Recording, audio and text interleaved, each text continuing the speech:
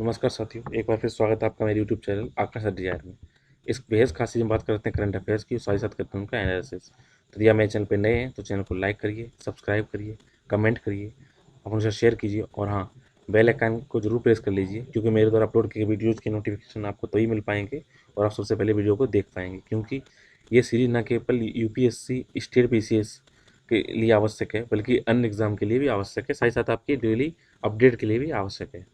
तो आइए शुरू करते हैं आज के प्रमुख करंट अफेयर्स और उनका एनालिसिस। सबसे पहले देखते हैं प्रमुख करंट अफेयर्स। सामाजिक न्याय मंत्रालय ने एक अधिसूचना जारी करते हुए कहा है कि जो विकलांग व्यक्ति हैं उनका क्या है, वो अपने अधिकारों का कहीं कहीं दुरुपयोग हो रहा है। इसलिए उन्होंने क्या कहा है कि नौकरियों में उन्हें 4% जो आरक्षण दिया जा रहा है, उनमें जो भारतीय रेलवे है उसकी सभी क्लास हैं उनके पदों पर यह आरक्षण अब लागू नहीं होगा। आपको पता होना चाहिए कि जितने विकलांग लोगों को 4% का आरक्षण सरकारी नौकरी में मिलता है, लेकिन अब रेलवे ने स्पष्ट कर दिया है कि कुछ क्लास है वहाँ पे इनको आरक्षण नहीं मिलेगा। तिब्बत पर चीन आक्रमण की 60वीं वर्षगांठ बनाई जा रही है। इस अवसर पे हुआ क्या है कि चीनी अधिकारी ने ये बात कही है कि वक्त आ गया है कि अब तिब्बतवासी भी जो स्टैंडर्ड चाइनीज़ है वो बोलें और उनकी संस्कृति को अपनाएं और उनकी छवियों को साझा करें, जो उनके अपने में मिलाने की कवायद की बात करता है। अभी हाल ही में भारत अमेरिका जो द्विपक्षीय मुक्त व्यापार समझौता अर्थात फ्री ट्रेड जो एग्रीमेंट हुआ है, उसमें बाड़े जो दो मंत्री ने अभी टिप्पणी की है, जिससे उन्हें लग रहा है कि शायद फ्री ट्रेड एग्रीमेंट जो हमने एग्रीमेंट किया वो कहीं ना कहीं थोड़ा धूमिल पड़ता जा रहा है। इसके साथ ही भारत में महामारी की दूसरी लहर के बाद सरकार द्वारा घोषित ऋण गारंटी योजना को साकार करने में देरी हो गई है। रक्षा मंत्री ने रक्षा उत्कृष्टता के लिए नवाचारों रक्षा नवाचार संगठन आईडेक्स डीआईओ के तहत रक्षा भारत स्टार्टअप चुनौतियों के 5वें संस्करण का शुभारंभ किया है। चीनी मिलों में इस वर्ष 16 लाख टन का निर्यात किया गया है चीनी का, जिससे उम्मीद है कि गन्ना किसानों का भुगतान हो जाएगा, क्योंकि गन्ना किसानों का अब तक का करीब 9,000 करोड़ रुपए बकाया है। इसके अलावा आज बात करेंगे इंडस रिसर्च सेंटर की, जो कि रोजा मुथैया रिसर्च लाइब्रेरी का हिस्सा है, जो चेन्नई में स्थित है। इन्होंने एक ऐप लॉन्च किया है इंडस स्क्रिप्ट डॉट इन, जिससे क्या होगा, जो वहाँ पे सिंधु सभ्यता है उसके बारे में, किस लैंग्वेज के बारे में जानकारी मिलेगी। तो आइए करते हैं करंट अफेयर्स का एनालिसिस।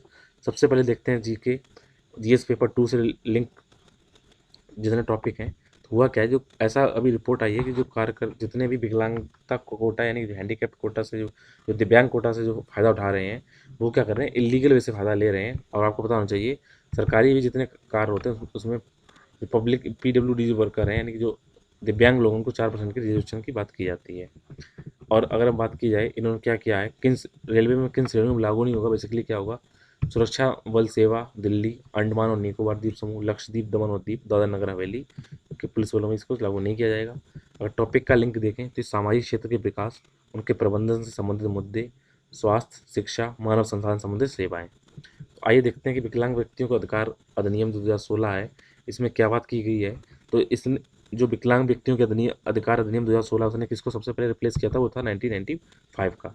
इसके बाद बात की जाए, इस कानून ने क्या किया है, विकलांग व्यक्तियों के अधिकारों पर संयुक्त राष्ट्र जो सम्मेलन है यूनाइटेड नेशन सीआरपीडी के अनुरूप इसको लाया गया था और भारत क्योंकि इस पर साइन किया हुआ था। तो अभी क्या है, अभी भी विकलांगता जो हैंडीकैप है या दिव्यांगजन है, वो भी परिभाषा क्या है, अभी गतिशील है और विकसित हो रही है, यानी कि अभी मॉडिफाई हो रही है, क्योंकि इसमें लगातार हैंडीकैप की सब क्लासें बढ़ाए जा रहे हैं। पहले जब भारत में सब क्लास 7 थे केवल, अब उनको बढ़ाकर कितना कर दिया गया है, 21 कर दिया गया है। और उम्मीद है कि आगे और इनमें जोड़ा जा सकेगा, क्योंकि अभी इसमें जो बोलने जो थोड़ा लोग बोलने में दिक्कत होती है, लैंग्वेज डिसेबिलिटी है, उसको इसमें शामिल किया गया है। लर्निंग डिसेबिलिटी है, स्पेसिफिक जो लर्निंग डिसेबिलिटी उसको इसमें शामिल किया गया है। एसिडिक जो पीड़िता हैं उनको शामिल किया गया है।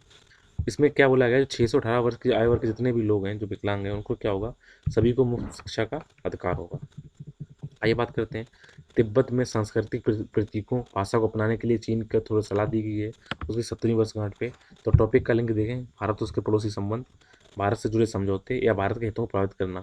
तो अगर सबसे पहले मैप में हम देखते हैं, तो अगर चीन तिब्बत मुद्दा देखते हैं तो हम हैं यहाँ पर, और इधर साइड में क्या है, ये यहाँ पे है चाइना। तो चाइना ने क्या, उसी के हिस्सा है तिब्बत, इस पे चाइना ने क्या कर लिया है, कब्जा कर लिया है, और इस पे बात बोलेगी अब उनके सांस्कृतिक चीज़ों को और साथ ही साथ क्या करें, वहाँ के रीति रिवाजों को अपनाएं। ठीक है, अब आपने जो मैप समझ लिया, तो आइए देखते हैं बात क्या है। तिब्बत की अगर खासियत देखी जाए तो तिब्बत में जो पठार है वो क्या है, एशिया में जो तिब्बत पठार क्षेत्र है, तो पठारी इलाके में यहाँ क्या है, कुछ लोग जनजातियाँ लोग रहती हैं और यहाँ पारंपरिक अपनी रीति रिवाज अपनाते हैं। ठीक है, उसके अलावा इसमें क्या होता है, आगे बात देखी जाए कि तिब्बत में जो वहाँ पठार है वो सबसे ऊंचा यहाँ के अगर तिब्बत में है क्या क्या, तिब्बत में विश्व की सबसे ऊंची चोटी जो कि माउंट एवरेस्ट है वो यहाँ पे स्थित है, जो समुद्र से 8,847 मीटर ऊंचा है। इसके अलावा अगर बात की जाए यहाँ पर तिब्बतों का क्या पीपल्स रिपब्लिक ऑफ चाइना का दावा है, यानी जिसको वहाँ पर चाइना का पूरा नाम है पीपल्स रिपब्लिक ऑफ चाइना, उनका दावा क्या है कि मंगोलों के नेतृत्व में युआन राजवंश के बाद से तिब्बत चीन का हिस्सा रहा है, क्योंकि यहाँ पे जो मंगोल थे उन्होंने यहाँ पे आक्रमण किया, उनका राजवंश था युआन, तो उन लोगों ने यहाँ पे कब्जा कर लिया था क्योंकि वो चाइना था, इसलिए हमारा तिब्बत का हिस्सा है। अगर 1951 की बात की जाए तो यहाँ पे क्या हुआ था, तिब्बती नेताओं ने क्या किया था, चीन द्वारा जो उन्हें डायरेक्शन दी जा रही थी इसलिए मजबूरी उन पर क्या किया, उन्होंने एक साइन किया जिसमें ये बात कही गई थी, इसमें 70 सूत्री समझौते शामिल किए गए थे, उसमें बात की गई थी कि तिब्बत आज़ाद रहेगा, बौद्ध धर्म का सम्मान का दावा करेगा, लेकिन जो तिब्बत की राजधानी है ल्हासा, वो क्या करेगा, वो चीन के नागरिक और सैन्य मुख्यालय की स्थापना की भी अनुमति देगा, चीन वहाँ पे सिविल और डिफेंस वहाँ पे सेंटर बनाएगा। लेकिन 8 साल बाद क्या हुआ, कब्जे की वहाँ पे कोशिश की गई चाइना द्वारा, और 1959 में क्या हुआ, तिब्बत के अंदर एक हुआ विद्रोह, जिसमें क्या हुआ, तिब्बतियों ने क्या किया, चीन सरकार को उखाड़ फेंकने का प्रयास किया, और वहाँ से तिब्बती क्या हुए, जब हारने लगे तो भाग के कहीं पे भारत में शरण ली, तो वहाँ के क्या थे, जो वहाँ के महामहिम थे, जो 14वें दलाई लामा थे, वहाँ से भाग के भारत आ गए और यहीं पे आज रह रहे हैं अपना। अब यहाँ पे दलाई लामा प्रेजेंट चेंज होते रहते हैं। तो तिब्बत चाह रहे हैं वो स्वायत्त बने रहे, लेकिन चाइना चाह रहा है आप मुझे अपनाइए, और चाइना उसको कब्जे में किए हुआ है। ये इसका टॉपिक का लिंक था। आइए देखते हैं उन पेपर्स को जिसका संबंध सामान्य अध्ययन 3 से है। तो अभी क्या हुआ है, जो अमेरिका के साथ हमने फ्री ट्रेड एग्रीमेंट अर्थात मुक्त व्यापार जो समझौते किए हैं, उनमें ऐसा लग रहा है कि अमेरिका को दिलचस्पी नहीं दिखा रहा है। अगर टॉपिक का लिंक देखें तो ये भारत अर्थव्यवस्था योजना, स्वच्छता जुटाने, विकास और रोजगार संबंधित मुद्दों से लिंक है। तो सबसे पहले देखते हैं फ्री ट्रेड एग्रीमेंट अर्थात निःशुल्क व्यापार समझौता होता क्या है। तो अभी आप कोई चीज़ों को अपने देश से आयात करते हैं, निर्यात करते हैं, तो किसी देश में तो बात बेचते हैं। तो जैसे आपका पड़ोसी है, तो आपके 2 पड़ोसी हैं, तो एक पड़ोसी आपने तय कर रखा है कि जब भी कोई चीज़ आप घर से मेरे से घर पे आएगी तो बिना रोक टोक के आएगी, आप आइए, और मेरी जब आप घर पे जाएगी तो बिना रोक टोक जाएगी। लेकिन वहीं दूसरे पड़ोसी से आपने क्या कर रखा है, जब भी कोई वहाँ पे आएगा तो उनमें क्या करेंगे, आपको चेक करेंगे तब अंदर आएंगे, और जब हम कोई चीज़ भेजेंगे तो वो चेक करेंगे। तो यहाँ पे तो फ्री ट्रेड एग्रीमेंट कैसा है, जब देशों के बीच हो जाता है तो उनके जो आपस में जब कोई चीज़ हम लाते हैं तो कस्टम ड्यूटी होती है, कोई भी टैक्स होते हैं वो कम पड़ते हैं, और जहाँ उनके देश में लाते हैं हमें कम पड़ते हैं। बाकी अन्य देशों के साथ सेम रहता है, जो सभी के साथ रहता है, तो यहाँ पे टैक्सेस बहुत कम हो जाते हैं। तो ये क्या होता है, तो इसलिए व्यापार थोड़ा मुक्त प्रवाह हो सकता है, जिससे क्या होता है, गुड्स और सर्विसेज होता है, उनको अंतर्राष्ट्रीय सीमाओं के पार खरीद बिक्री होती है। साथ ही साथ उसमें क्या होता है, जो जो आपस में रेगुलेशन की बार बार बाधाएं आती हैं वो कम हो जाती हैं, जिससे क्या होता है, जो फीस होती है गवर्नमेंट की या कोई कोटा होता है, सब्सिडी होती है, वो या तो बिल्कुल खत्म हो जाती है, ना मात्र रहती है। मतलब समझ लो भारत और अगर अमेरिका के साथ फ्री ट्रेड एग्रीमेंट है, और अगर भारत का कनाडा के साथ नहीं है, तो कनाडा में हमने कोई चीज़ भेजी तो उन्होंने हम पे टैक्स लगा दिया, वहाँ का इनकम टैक्स, जब वहाँ पे आपने वहाँ पे एक्सपोर्ट किया, उन्होंने इम्पोर्ट किया, उन्होंने टैक्स लगा दिया 10%। हो सकता है अमेरिका के लिए हम जीरो कर लें, तो ये होता है फ्री ट्रेड एग्रीमेंट। अगर फ्री ट्रेड एग्रीमेंट की बात की जाए तो 1817 में एक अर्थशास्त्री रहे हैं डेविड रिकार्डो, तो उन्होंने एक क्या किया था, राजनीतिक अर्थव्यवस्था और कराधान के सिद्धांत पर उन्होंने जब प्रकाशित किया, तब उन्होंने पहली बार फ्री ट्रेड एग्रीमेंट के बारे में, उनके लाभ के बारे में बताया। अगर एशियाई विकास बैंक की बात माने तो उनके अनुसार क्या हुआ है, अभी तक भारत ने 42 व्यापारिक समझौते किए हैं, जिसमें से क्या है, प्रेफरेंशियल ट्रेड एग्रीमेंट भी हैं, कुछ साइन भी हो चुके हैं और कुछ अभी होने की कगार पे हैं। तो इसमें कुछ इंडियन इकोनॉमी को कैसे जोड़ सकते हैं, क्या प्रोसेस है।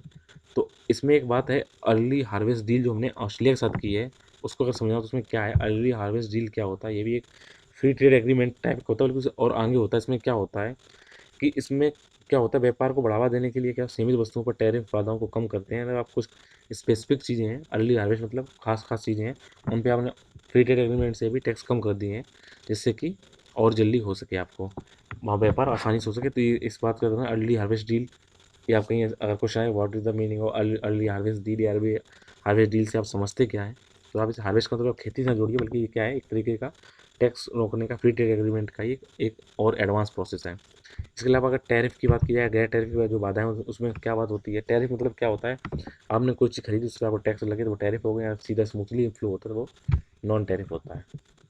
आइए बात करते हैं कि जब महामारी दौरान जो केंद्र सरकार ने ऋण योजनाओं को जो असूचित किया था, उसमें क्या हो रहा है, वो गारंटी की बात कही गई थी। तो कोरोना वेव दूसरी लेन आने की वजह से थोड़ी स्लो पड़ गई है, उसकी इसमें लिंक है। टॉपिक का लिंक देखें तो भारतीय अर्थव्यवस्था और योजना, संसाधन जुटाने, विकास और रोजगार संबंधित मुद्दों से है। अगर इसमें देखें कि इसमें ऋण देने शब्दों में अगर प्रमुख टॉपिक देखें, होता क्या था कि सरकार ने जब कोविड-19 दूसरी लहर आई, तो उसने बोला था जो सबसे प्रभावित लोग हैं उनको क्या करेगी, 60,000 रुपये करोड़ का उन्होंने ऋण गारंटी देने की उसमें मंजूरी दी थी केंद्र सरकार ने। साथ ही साथ उन्होंने क्या किया था, जो कोविड प्रभावित क्षेत्र थे उनको 1.1 लाख करोड़ रुपए की ऋण गारंटी योजना का हिस्सा था, जिसमें से 60,000 की इस बार बात की गई थी। इसमें जो 50,000 करोड़ रुपए था, लगभग 50% रुपया उन शहरों में जाना था जो गैर मेट्रो हैं, ज़्यादा एडवांस नहीं है, उनके लिए किया गया था, और इसकी केंद्र सरकार के मंत्रिमंडल ने इसको अनुमोदन दे दिया था। अगर ऋण गारंटी योजना की बात की जाए तो हुआ क्या है, इस योजना को साकार करने में जो देरी क्यों हो रही है, क्योंकि इसकी वजह से अगर इसमें देरी की गई, ऋण गारंटी लोगों को नहीं दिए गए, तो जो टूरिज्म क्षेत्र है वो लगातार बिगड़ता जा रहा है, बल्कि उसको सर्वाइव करना बहुत मुश्किल हो रहा है। आपको पता है हॉस्पिटलिटी पूरा बंद हो चुका है, तो इसको संभावित इसको सबसे ज़्यादा प्रभावित करेगा, उसमें टैक्स नहीं दिए गए, सॉरी ऋण न दिया गया। इसके अलावा क्या है, जो महामारी के कारण जो बहुत क्षेत्र प्रभावित हैं, उनमें सबसे ज़्यादा टूरिज्म क्षेत्र प्रभावित हुआ है, तो उसको भी सबसे ज़्यादा ध्यान देने की बात कही गई है। और भी इसमें बिजनेस को भी इसमें हाईलाइट किया गया है। उसमें ये बात देखा गया है, जो आपातकालीन क्रेडिट लाइन गारंटी योजना है, इसमें के तहत क्या हुआ है, ऋण प्रतिबंध करने के लिए अपने आवेदनों को संसाधित नहीं कर रहे हैं, तो जो आपातकालीन क्रेडिट गारंटी लाइन योजना है उसमें भी सरकार को घाटा हो रहा है, उसमें देखने की बात की गई है। अगर emergency credit light guarantee scheme के बारे में बात देखें, तो इसमें क्या होता है, इसे भारत सरकार ने महामारी देखते हुए आपातकाल क्रेडिट लाइन मतलब क्या होता है, आपको जो भी ऋण मिलेगा उसका जो इंटरेस्ट रेट होगा बहुत ही कम होगा, और इमरजेंसी मतलब जो भी हाल में जो हमारी कोविड महामारी है उसको देखते हुए किया गया है, उसके बारे में बात की गई है। इसका उद्देश्य क्या है, जो भी नॉन बैंकिंग फाइनेंशियल कंपनीज हैं, यानी कि बैंकों जैसे काम करती हैं, वे थोड़ा उधार नहीं देती हैं या चेक जारी नहीं करती हैं, उनको क्या किया गया है, उनको उधार देगी सरकार, और 100% क्या करेगी, गारंटी प्रदान करेगी उनके कवरेज का, जिससे क्या हो, जो कोविड-19 जो महामारी आई है, उससे जितनी भी वर्किंग जो कैपिटल है उसको क्या हो सके, संघर्ष कर रहे हैं जो लगातार जो बिजनेस उसमें प्रभावित हो रहे हैं, वो इसमें क्या करेंगे, इस 100% को ऋण मिलेगा और उसको सर्वाइव करने में उनको हेल्प मिले, ये बात कही गई है।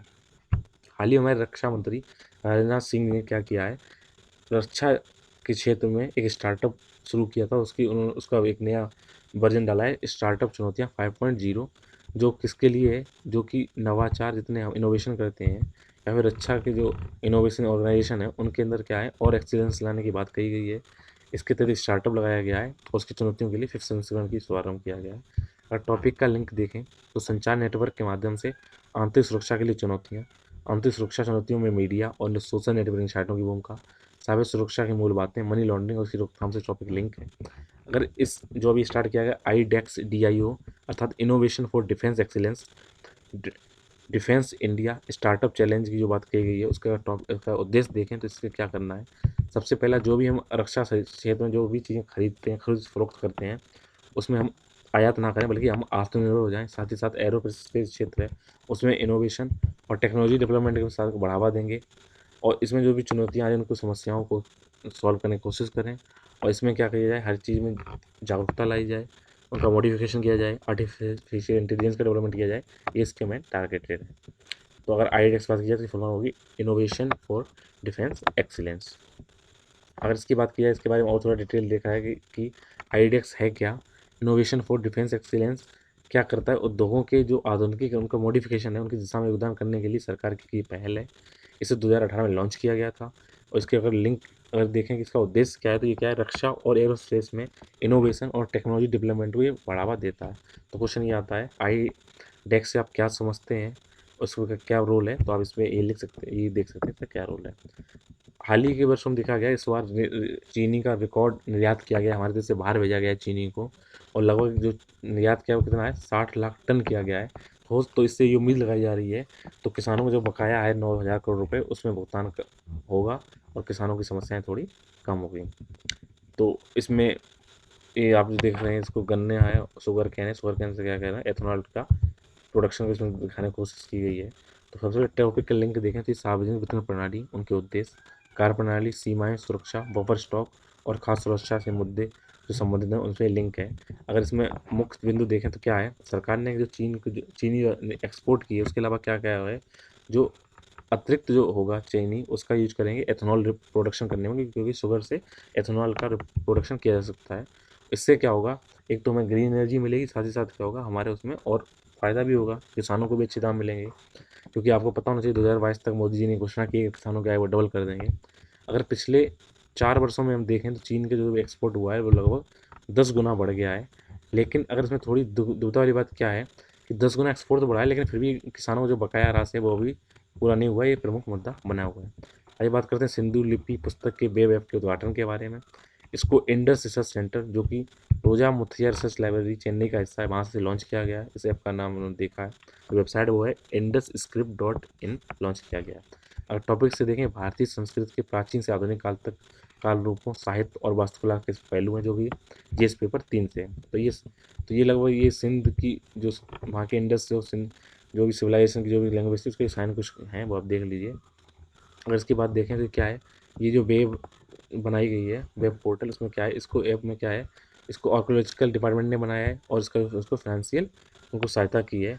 अगर हम सिंधु लिपि के बारे में बात करें तो अगर एक एक जो महान लेखक हुए उनका नाम है इरावतम महादेवन। इन्होंने क्या किया, ग्रंथ लिखा जिसमें समरूपता और सारणी, सिंधु लिपियों के अध्ययन और विश्लेषण के लिए स्रोत पुस्तक इसको माना गया। तो इनका ग्रंथ किसने लिखा है, इरावतम महादेव जी ने ये ग्रंथ लिखा है, जिसको सिंधु लिपि से संबंधित है। ये क्वेश्चन आ सकता है। ये दुनिया भर के जो रिसर्चर रिसर्च करते हैं उनको द्वारा सबसे अधिक मांगे जाने वाली पुस्तक है। पुस्तक का प्रकाशन भारतीय पुरातत्व सर्वेक्षण द्वारा 1977 में किया गया। तो अब ये नाम लिखिए, इरावतम महादेवन। इसके बाद ये लाइब्रेरी है जो वहाँ पे चेन्नई में स्थित, इसको 94 में स्टार्ट किया था 96 में पूरा आ गई है। तो ये सबसे इंपॉर्टेंट लाइब्रेरी है साउथ की। इसी के साथ आज प्रमुख करंट अफेयर्स उनका एनालिसिस कंप्लीट होता है। उम्मीद है आपको ये मेरा प्रयोग समझ में आ रहा होगा। फिर भी अगर आपको लगता है कि सर इसमें आप ये मॉडिफाई कीजिए या आपको ये दिक्कतें आ रही हैं, तो आप ये कमेंट करिए। आप उसमें सुधार जो भी गुंजाइश होगी वो की जाएगी। और आपको अगर कोई और जानकारी चाहिए या कोई टॉपिक से आप डिस्कस करना चाहते हैं, किसी भी सब्जेक्ट से लिंक है, तो आप मुझसे बोलिए, तो उसका डिस्कस किया जाएगा। इसी साथ इसके पूरे करंट अफेयर्स कंप्लीट होते हैं। Thank you.